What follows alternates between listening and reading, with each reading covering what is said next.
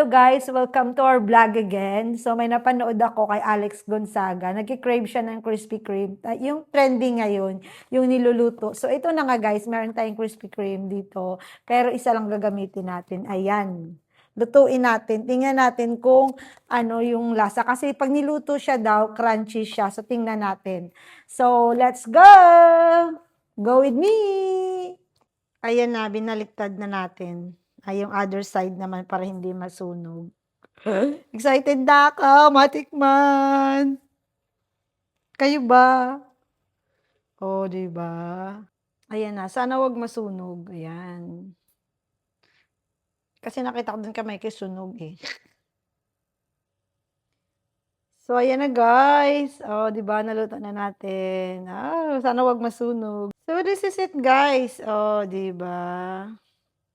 Crunchy daw yan siya eh. So, ito na guys. Ang bango niya pala. Ang bango. Pag niluluto pala siya yan. So, this is it. Luto na. Palamigin muna natin. Ayan guys. Nagpa-flat pala siya pag pag niluto siya. Yan. Malapit na.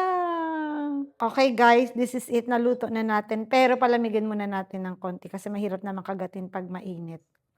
So, pag malamig, natikman na natin.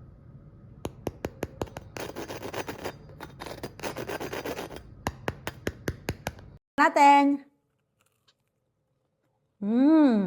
Ang harap. Crunchy. Parang nagpa-flat pala siya pag Ang harap. Bye.